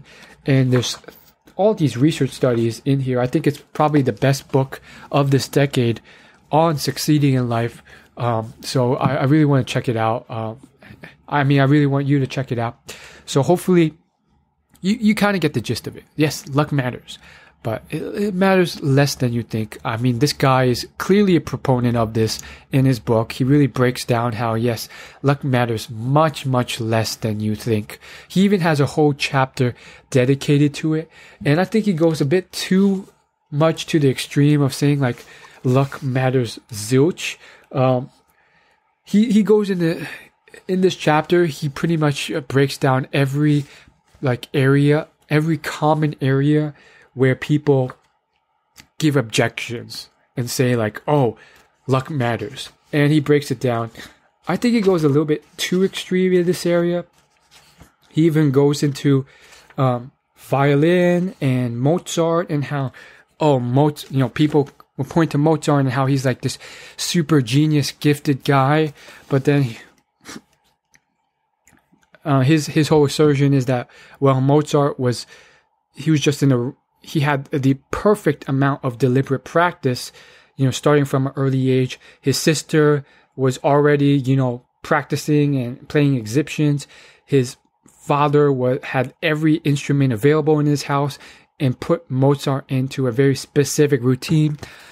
He really breaks down in his book how it's really not about talent, luck, genetics, or passion at all. And I think he goes too far based off the points I've already made in this podcast.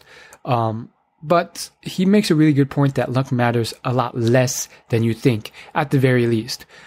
With Mozart and what he has to say in this book, it's certain things still get unaddressed, in my opinion. What about the luck that he was born into these circumstances where he was able to start at an early age and succeed.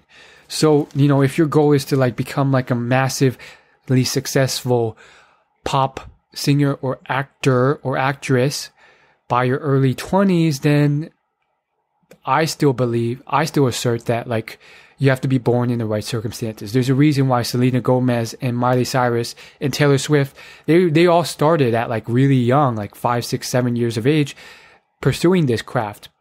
So that's where I assert that you at the very least have to have this severe passion at an early age, so much so that you force your parents to get you into this field, or you won't get to that at an early age. What I think Anders does a good job of asserting is that, okay, if you want to become world class at something by the time you're old, like 50 or 60 or 70, and maybe you didn't miss the boat when you were young because you weren't born into the right circumstances or have the right parents to push you towards that. So you won't become a teen pop sensation, but you will at the very least get to it at some point. That's where, talent and genetics may not play a role. Like, you can still succeed. So he dedicates a whole chapter to kind of proving that natural talent has no role, but I assert that luck still has some role to play in achieving your goals. It's when, and the key word is when you're talking about specific outlier pinnacle goals, like being world class at a craft, especially a craft that you have to become world class at an early age, because that is the age where youth and fertility and the peak of your body in terms of that fertility and athleticism happens to occur. One example would be the acting or singing or pop idol career pathway, where teens and teen sensations swoon around you. And arguably, you could say that I've almost missed that boat, being, in my mid to late 20s. However, that being said, I could still become a successful actor or actress in my 50s or 60s, like George Clooney did, or many other actors did. Many black actors like Denzel Washington, or the guy who played Han Solo, I forgot his name. They all started like later in their lives, their late 30s, 40s, and 50s. So in that sense, if my goal is simply to be an actor that's successful, then there's still a chance. And that's where, Anders Ericsson's assertion comes into play, where, with deliberate practice and over a consistent period of time, you can still achieve some level of your goal. But, that goal of becoming this millionaire teen idol actor where all the teen little girls and teenagers swoon over me, that thing has kind of, that boat has somewhat passed in a way, given my age. So that's where luck more so plays a role. There's certain areas, those outlier areas, where I don't think he's completely convinced me that luck or passion has no role to play at all.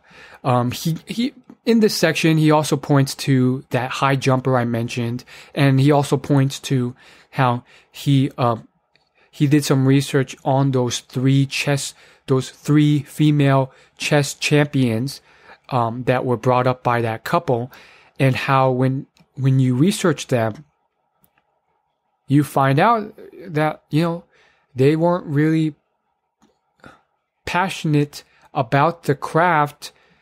They were convinced to be passionate about it by their parents.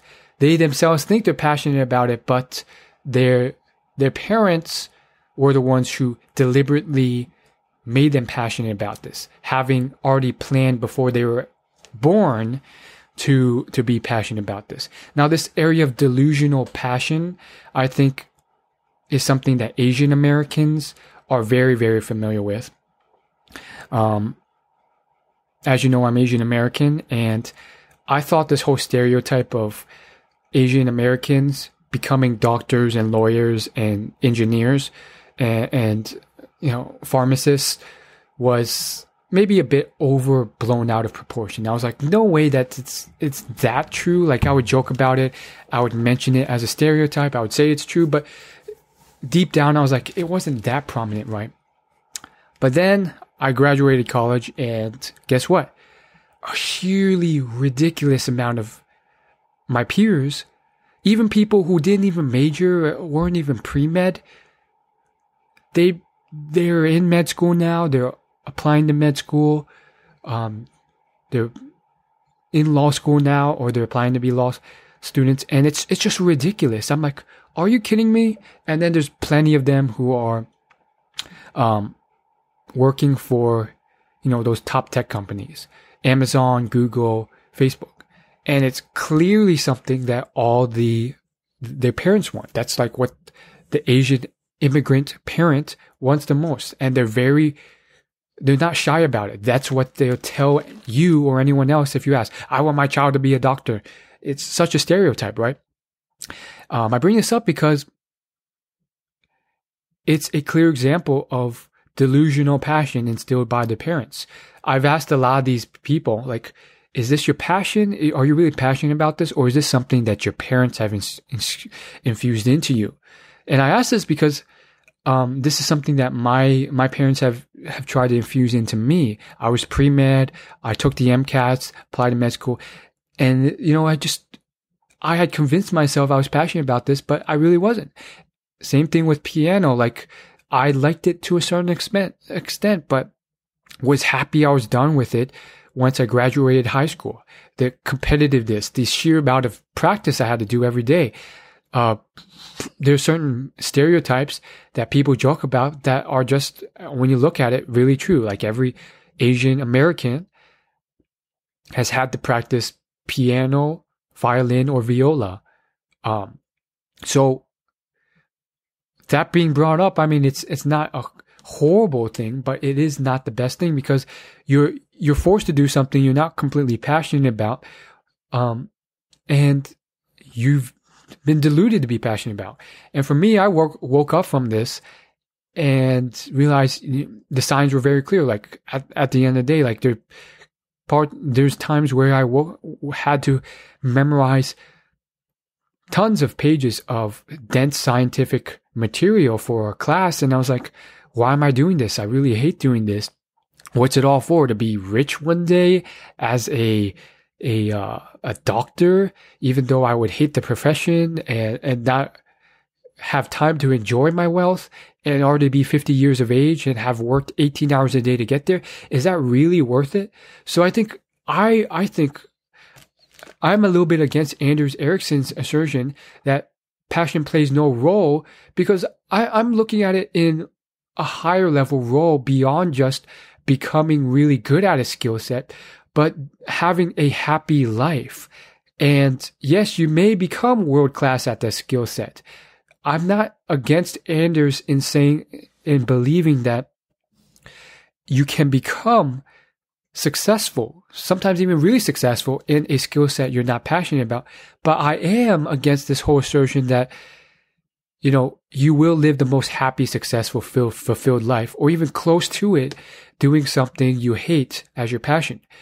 It will still be tolerable. It'll still be pretty good. I interned with a doctor who, was Argentinian, and she was South American, and I at the time was struggling with this, and she straight up told me that her dad made her choose becoming a doctor over a geologist, even though she loved it more. And even though she would have loved geologist more, she still lived a pretty happy, good life as a doctor. This was a generation before where, and you're probably all familiar with this. This was our older generation, our ancestral generations, where you didn't really have much of a choice back then. It was about putting more food on the table, and it was worth sacrificing passion for more money. But now we've hit a point, especially with extremes like being a doctor, where if you choose that road set, you're giving really extreme, harsh set of barriers to go through, and a chunk of your life that's taken away. And I looked into my future, and especially with the extreme, like being a doctor, I decided that it wasn't worth it. Because after college, you got 4 years of med school, assuming you get good enough grades. Otherwise, you might be held back a year or two. then 4 years of residency, and then at least 2 years, if not 4 years of specific specialized training based off whichever area of becoming a doctor you want to go into. So by the time you graduate, you're probably in your early to mid 30s, and then you have to pay off all the debt. Then, depending on which type of doctor you are, you might still be working 12, 14-hour days, so you don't even have time to enjoy your wealth. It might be until your 40s when you've paid off your debt, you have that money, and you've worked out a decent work schedule to have some fun with that money. Maybe a bit earlier, maybe if you're really a star student, which I wasn't. I did the best I could, but there's just some cutthroat, super amazing people you were competing against as med students. Maybe if you're lucky, by your mid 30s, you would have succeeded, and you would have some time, which is still young. It's still young, but I kind of did the math myself, and I really wanted to. I was still willing to put in the work, but I wanted to do something that I did not absolutely dread and dislike the entire time, and was just like this draining chore where I was sucking away my youth doing it. It's different for different people, you know. Other people would have liked it, and I'm sure some Asian Americans do like it. I'm not saying they don't. Well, I did ask. I do, and I still do. I did ask a lot of Asian American peers, and just peers in general, like, is this really something you love doing? You want to be a doctor? Like, you've gone through all these internships, you've shadowed a doctor, you've been one of those like EMTs in actual surgical room, and you've done all this, you're willing to go the distance. Do you really love this? I would just straight up ask him, like, is this something you really love, or is this something your parents do? And other than me, people have asked this of me as well. Other than me, everyone else has pretty much been like, yeah, this is something I'm passionate about. Whereas I was like, no, this is something that's, I think my parents have kind of enforced on me a bit, namely my mom, but it's something that I am not passionate as much about. They've all kind of said they are passionate about, and I'll leave it there, but I would leave it there. I wouldn't prod further, but I just kind of doubt that. I think they've either allowed their parents to convince themselves otherwise, and they've convinced themselves of this delusion, which has happened with those chess players as well, or they have specifically, straight up, unequivocally, pretty much told themselves that they're going to lie to other people about it.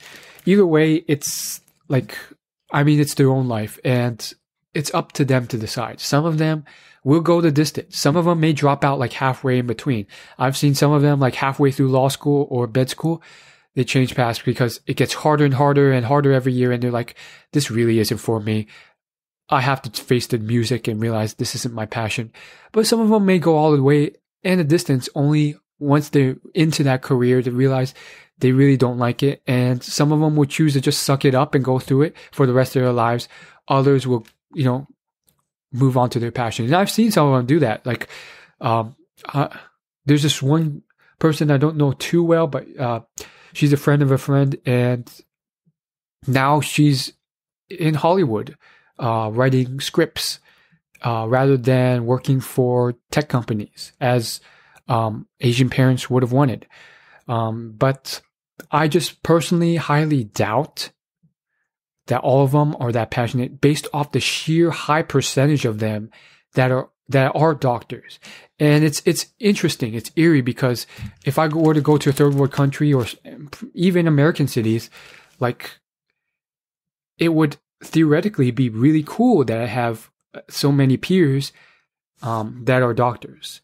But in reality, like, I don't know all of them that well. They're not really true lifelong friends. They're more so acquaintances I've met here and there. And on top of that, like, I care more about the general true success and happiness overall over some profession or job title that they can show off their status or the money they make. And that's why I care for the fact that they may not enjoy being a doctor. And so I think it's something that is rare in the Asian American community because their parents have told them to be cutthroat and competitive against other people. And it may be rare for, some of them to, think of someone as actually caring for their true success and happiness. So they might be like, oh, that guy's just trying to bring me down and compete against me and lower my status so I look less good compared to them. And that's why they're telling me to not, that's why some of them, Will is saying that he doesn't want me to be a doctor or that it might not be my passion. But that's not really where I'm coming from. So ultimately what this means for you is that, like, be careful about it. Be careful about passion. Figure out what really matters. Is it a delusion that your parents bring up? I know for sure that, maybe this is something that's happened for me with my parents. At first I was like, yeah, this is something I want to do. My mom has a very special story with it. She had the capabilities, the grades and everything to become a doctor. Her grandmother was misdiagnosed by a doctor, which caused her grandmother's death. So she has a very personal story with being a doctor, but because she lived in a poor province of China and was unable to become a doctor because that province, during the period where she was growing up, didn't offer that ability to go to med school, she failed with that. So she wanted to kind of like, pretty much fulfill that dream vicariously by making me achieve that dream, and living through me. That was my touching story. And I also wanted to be a doctor for myself. It was a STEAM profession and so forth. And so I had fallen under this delusion that, yes, I want to be a doctor. But then, ultimately, your heart, as Steve Jobs knows, deep, deep down, your heart truly knows the truth. Whether you like it or not, it already knows the truth. And so that's something I urge you guys to really figure out for yourself. Even if you think something's your passion, especially if it's something that your parents agree with is your passion, that may be a red flag that they've instilled that belief on you. It's not just Asians either. It's I've met Hispanic people, Black people, white people, all under the same, very similar myths, which shocked me. I thought it was only an Asian thing, but it's not. And so with that in mind, really think it through. Your heart truly knows deep down. And I've prodded a bit, not too much to be rude or mean, but I'm like, is that really your passion? Or is that something that you're falling for? And, 9 times out of 10, they'll tell me to my face. I think they're lying, but they'll be like, it's something I really want myself. And so at the very least, be honest. Come on. Say it like it is. Say, you know what? It's not really something I'm super enthused about, but I'm doing it for the money. And that's fine. If that's really what you want to do it. But be honest about it. Because I want you to live the most happy and fulfilled life. And if you can be honest with what you're doing, as at least a small step in the right direction to really figure out if that's truly something that you want to go after. So, back to Anders Ericsson and this whole book about peak and hard work versus luck. Passion does play a role, but probably, maybe not as much of a role as you think. If you want to become world class at something, or much better at the very least, you can do it without passion. It's easier to do with passion, but even with passion alone, there will come elements, areas where you just hate doing something, like those spelling bee people in that research study I mentioned, where they still hated practicing at certain times, but they still did it for the greater good. If you're really still interested in this hard work versus luck debate, check out the book Peak, buy it, and skip to the chapter at the end titled, But What About Natural Talent? And he goes into detail and points to different specifics of individuals who seemingly have a bunch of natural talent, but when you peel back the layers, it all just comes down to deliberate practice. Again, you have that example of the high jumper who seems to only have put in 500 hours into the sport, but turns out he put in a lot of effort into basketball. He also points to savants. These are people who have specific genetic disorders, but are very gifted because of them. Bipolar people, or people who have, they have a bit of that, those syndromes around them, like I forgot what the syndrome is called. It's like if you have a little bit of that autistic syndrome, not a little bit, like straight up full-on autistic syndrome, what ends up happening is like you can't really fully function like a normal human being, but the side benefit is you become like extremely gifted or skilled at a certain craft or ability. Like you have severe, extreme ability to memorize things, or you're really good at art to a world-class level, or piano. And that's like a very constant theme with autistics. I thought this was like maybe a stereotype. So I asked one of my classmates, who interns taking care of autistic people as part of his internship. And he was like, yeah, that's legit true. Like I know like one of the people I take care of like has ridiculous like ability to like I think he said memorize stuff. And so in this chapter, like Anders pretty much even debunks that myth by actually like researching and studying and looking at specific reviews and studies and experiences and case studies of savants. And what he found is that it's not exactly their natural ability. What actually makes them able to do these world-class feats is that their autistic abilities give them the severe curiosity and interest in a specific skill set, whether it's memorizing or painting or whatever, so that they end up investing ridiculous amounts of time deliberately practicing those skill sets. And you could trace this back when you actually peel back the layers and study and follow these autistic people.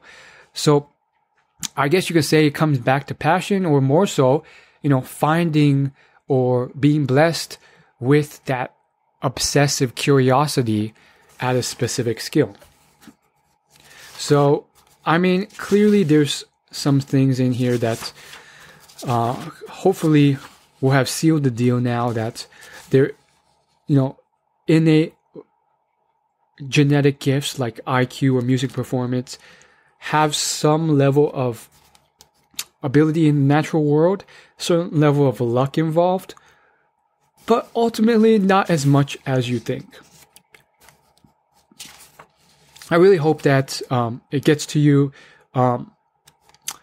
He even addresses Malcolm Gladwell's point about age-related issues in this with hockey players. As a refresher, in Malcolm Gladwell's book, he was pretty much like, if you look at all the best hockey players of all time, they were all born in a certain set of months. And basically, these months are the best months because it allows the hockey players to pretty much practice for a full year, almost a full year, and still stay in the same age division as people younger than them. So then they're always going to be the best players in their sport because every year in their age group, they play the best because they're technically almost 1 year older and blah, blah, blah. And and that's how they like constantly get the attention of coaches and then scouters, and that's how they succeed. And maybe you can even apply this to school and get students to like, enrolled in school, but be 1 year older than everyone else. Now, this is great in theory, but first off, like, that's a small advantage. And maybe it is true. Like, maybe that small advantage is just what you need to get ahead. But Anders kind of explains that age-related physical differences get smaller and smaller as hockey players get older, and they've pretty much disappeared by adulthood. So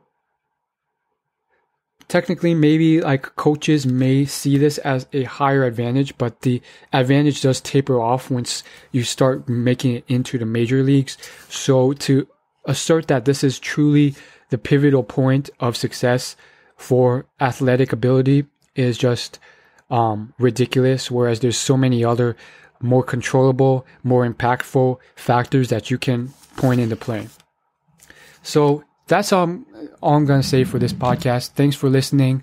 Hit the subscribe button, and I'll see you in the next episode.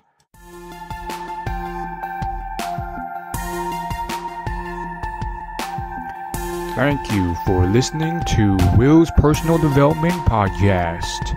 You can find more at willyoulaugh.com.